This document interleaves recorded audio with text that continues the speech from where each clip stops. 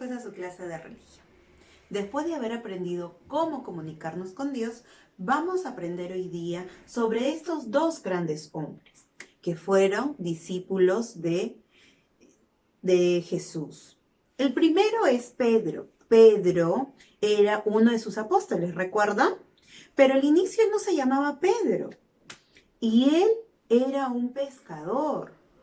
Al inicio él se llamaba Simón con el nombre que sus padres lo bautizaron.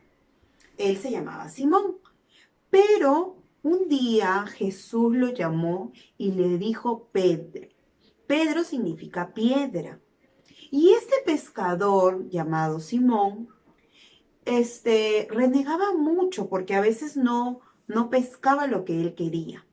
Entonces Jesús lo vio y le dijo que a partir de ahora él iba a ser pescador de hombres. ¿Qué querría decir eso? Con el tiempo, Pedro entendió. ¿Y qué era? Que evangelice lo que él había aprendido de su maestro, que era Jesús. Y así él se convirtió en un gran personaje de la Biblia y de su mano derecha de Jesús y de Dios.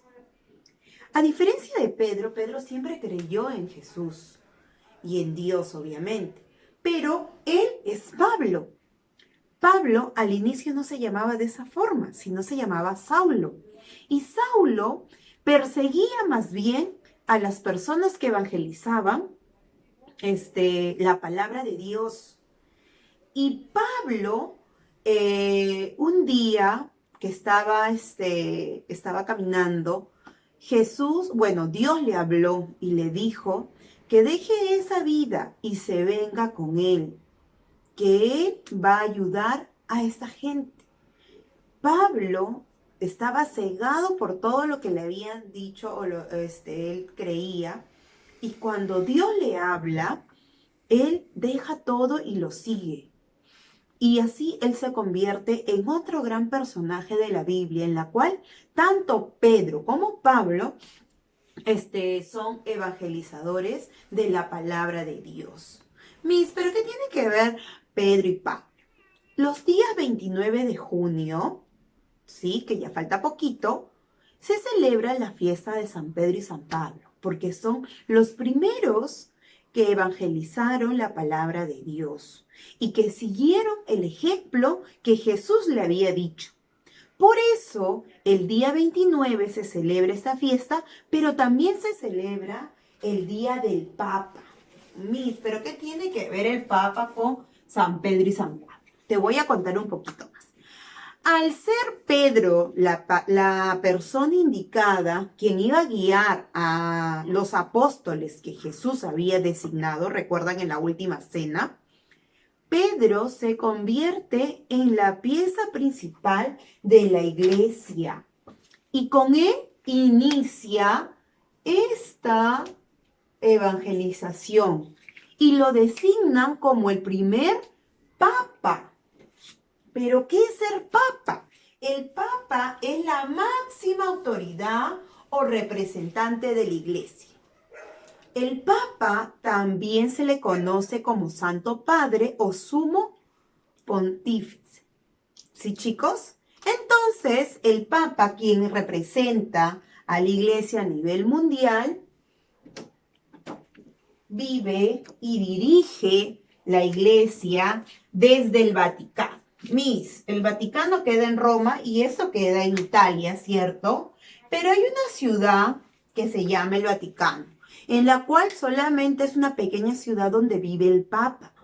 Y ahí se reúne con todos los sacerdotes y obispos de todo el mundo. Claro, estamos hablando de la Iglesia Católica. Y el Papa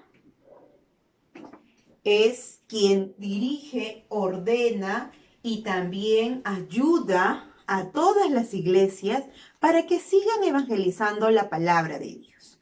¿Recuerdan quién era el primer papa? Sí, fue Pedro. Por eso de que Jesús le dice que él se va a llamar Pedro, que significa piedra, y sobre él edificará su iglesia. Y eso fue lo que hizo Pedro, edificó la iglesia católica. Con el transcurso de los años hubieron muchos papas, ¿sí? muchos papas que hicieron grandes cosas, como por ejemplo Juan Pablo II, también San Pío y muchos papas más.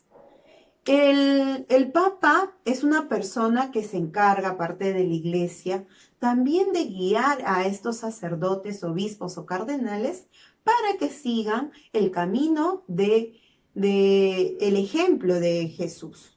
¿Sí, chicos? Entonces, como hoy sabemos que el papa actual es ¿quién? Francisco, ¿cierto? Y este papa es argentino. Sí, chicos, y él hizo muchas cosas, pero veamos la historia del Papa Francisco. Padre. Pero ¿quién es él? ¿De dónde viene? ¿Cómo es? Jorge Mario Bergoglio nació en Buenos Aires, Argentina, el 17 de diciembre de 1936. Su padre trabajaba en el ferrocarril, su madre ama de casa. Juntos criaron a Jorge y a sus 4 hermanos. Le encantaba la química y trabajó duro para obtener su título de técnico químico. Pero luego sus planes cambiaron, así que a la edad de 21 años entró al noviciado jesuita y tras años de estudio y oración fue ordenado sacerdote.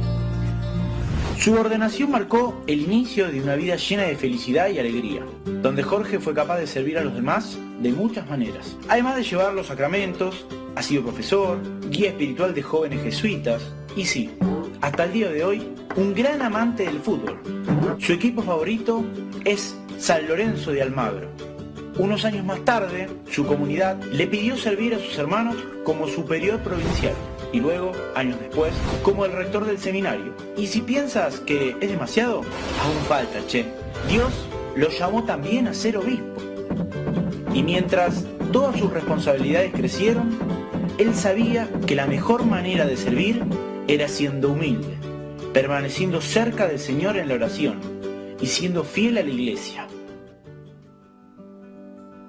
Esto no siempre ha sido fácil. Muchas veces tuvo que hacer frente a situaciones difíciles y malos entendidos. Aún así, el amor verdadero siempre requiere sacrificios. ¿Dije que él hizo todo esto solo con un pulmón saludable? Es cierto. Cuando era adolescente lo tuvieron que operar para removerle una parte deteriorada de su pulmón. Sin embargo, fue aquí cuando Jorge supo que el Espíritu Santo daría siempre un respiro extra por él.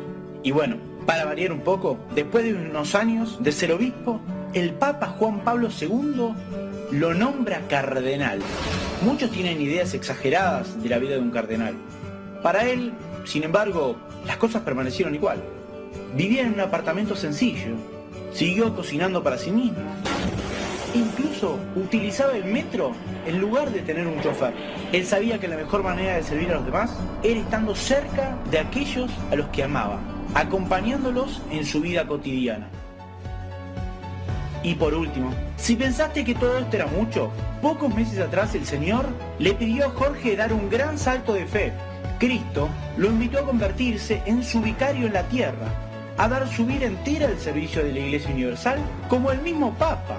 Una invitación para morirse de miedo, sin duda. Pero, como hemos visto, Jorge había confiado en el Señor toda su vida, en los tiempos difíciles y en los buenos. Toda su vida se había esforzado para decir sí al Señor, y él no iba a parar ahora. Entonces, con el corazón lleno de fe, Jorge aceptó el llamado del Señor, dejando atrás su familia, amigos y a su querida Argentina. Tomó un nuevo nombre, Francisco, un nuevo hogar, Roma y una nueva misión, ser el Papa. Todo por amor, el amor a Cristo y a nosotros. Chicos, qué interesante fue la historia y la vida del Papa Francisco y cómo él pudo seguir a Dios a pesar de muchas cosas que le ocurrió en la vida. Muy bien, chicos, en nuestras clases virtuales vamos a conversar más sobre el Papa y sobre el actual Papa que hoy dirige esta gran iglesia que es la Iglesia Católica. Así que nos vemos hasta la próxima clase. Adiós.